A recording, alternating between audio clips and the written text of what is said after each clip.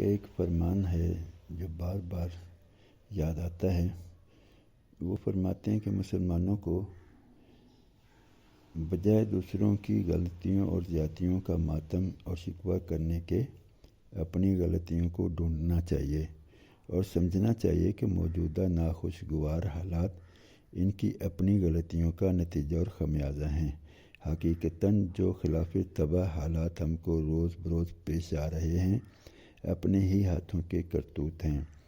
بجائے ایک دوسرے کو ذمہ دار ٹھہرانے کے خود کو ٹٹولیں کہ کہاں کہاں غلطی ہو رہی ہے۔